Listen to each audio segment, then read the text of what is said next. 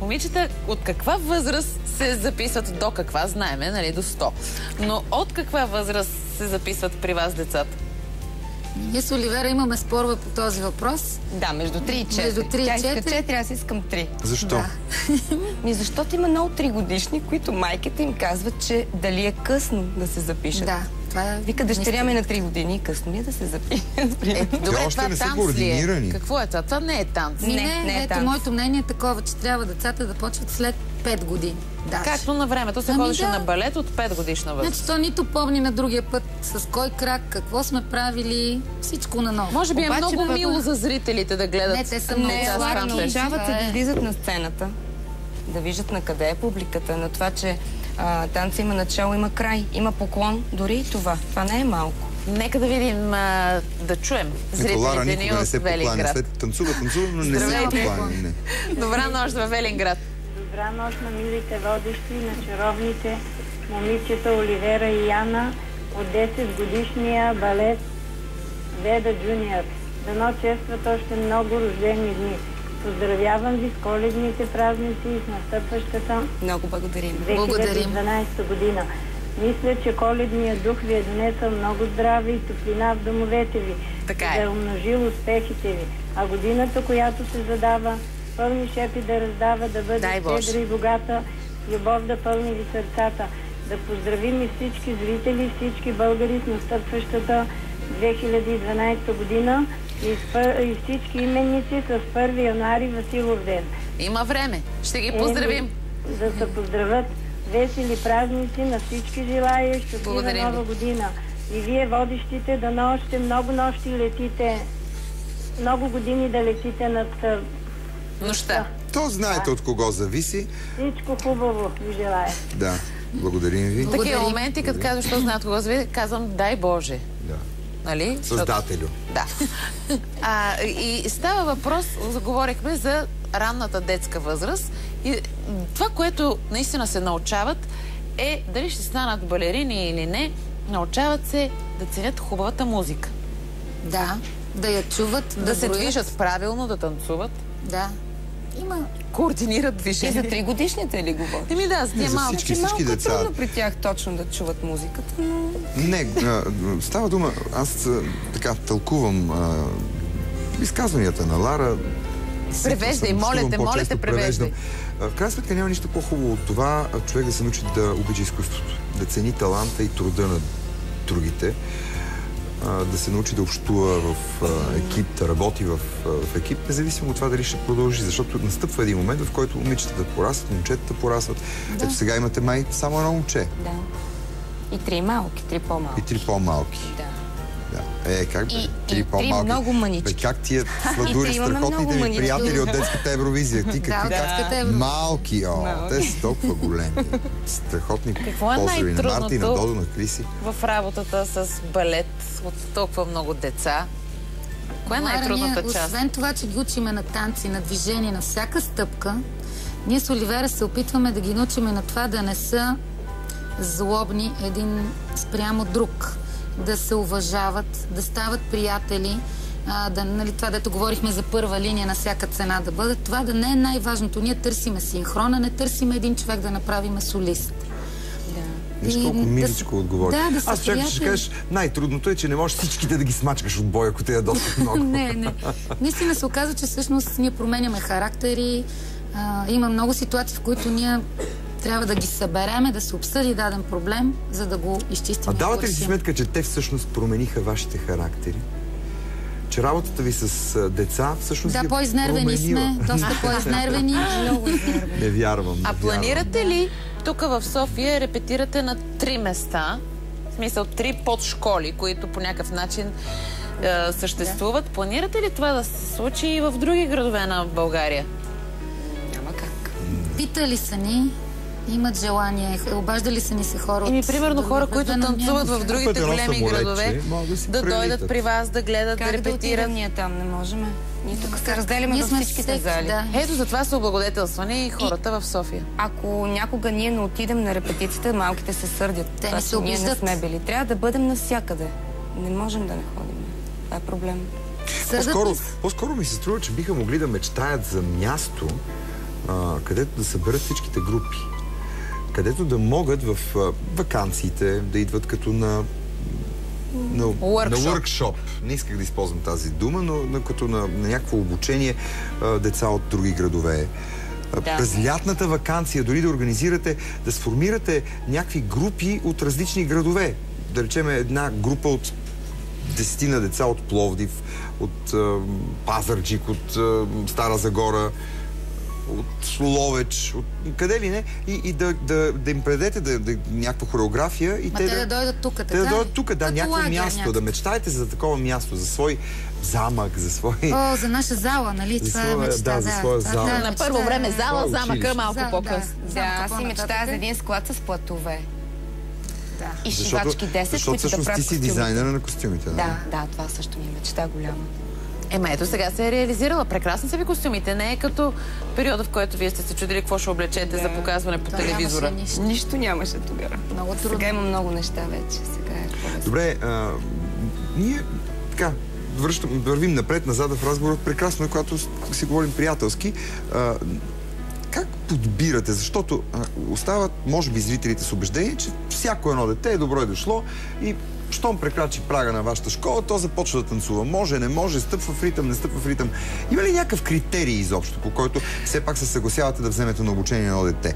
Защото, ето, спорите за възрастта, но да речем, съгласявате се да вземете едно 4-годишно дете. Абсолютно всяко дете взимаме, което има желание. Което има желание. Но в професионалния състав вече попадат... В професионалния състав вече няма компромиси. Да. А задължително ли е да имат и дълги коси, защото една от запазените марки е дългата коса? Задължително.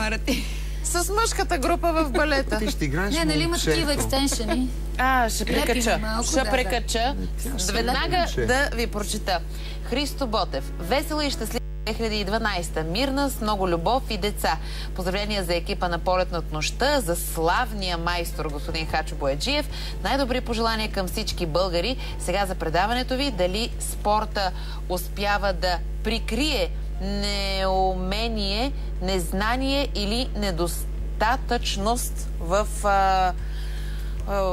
балет, в танц. Спорта успява ли това, което е синхрона и тия всичките неща, на които сте се научили, да ги прикрие? Защо да ги прикрива? Успява, да.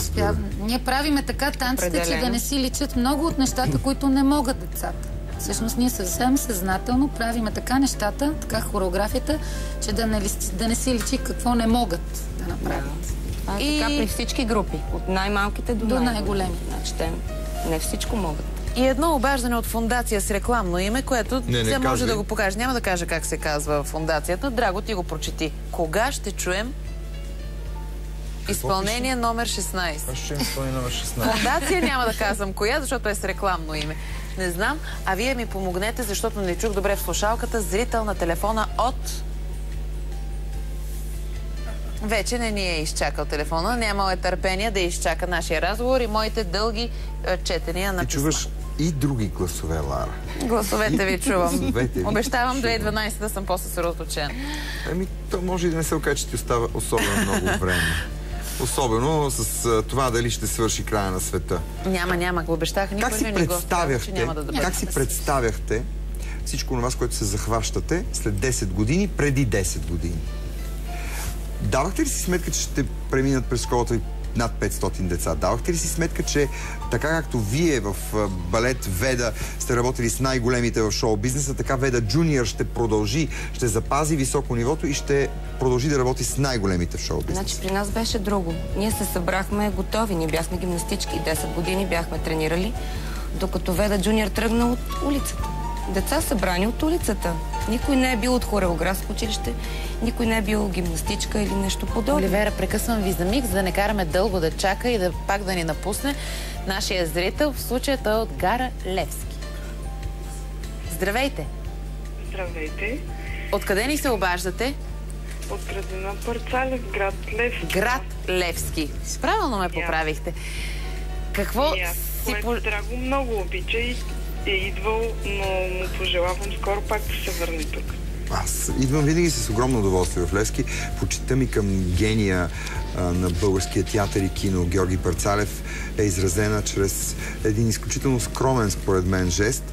Предаването Чай постави паметна плоча на читалището, което носи неговото име в град Левски. Това си спомням. Аз чувствам всички хора от този град като свои приятели. Съвсем скоро бях в Левски и с най-голямо удоволствие, като така се запролети, ще дойда пак.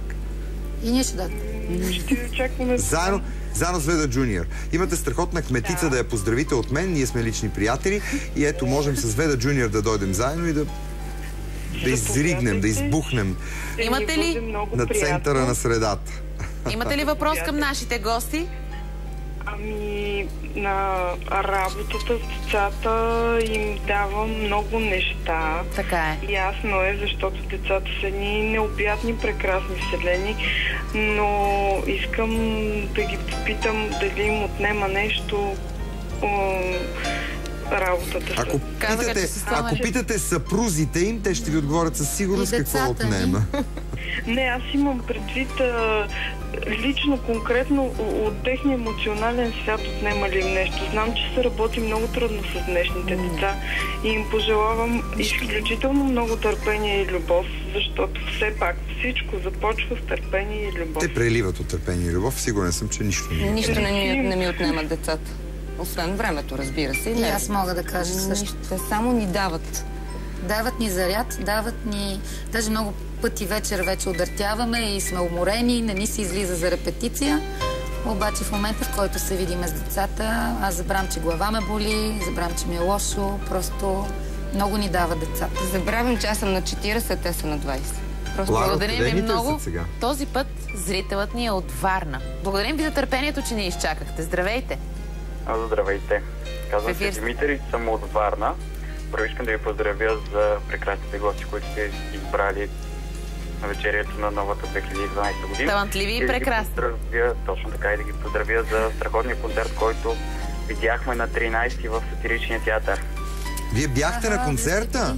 Ами бях, да, и с удоволствие видях толкова големи изпълнители като Георги Христов, Васил Найденов, Кичка Бодурова и още много други. Същото, което исках да попитам вашите гости е дали биха изминали този път, който изминаха за тези 10 години, ако всичко ще върнем точно в момента. Бихте ли тръгнали наново? Между другото, точно вчера си задавах този въпрос. Благодарим ви. Благодарим ви за този въпрос. Да.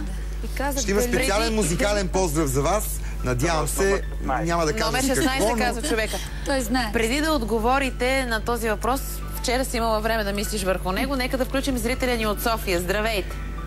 Здравейте! Добра нощ! Добра нощ на вас, двамата, Лари и Драго, и на гостите.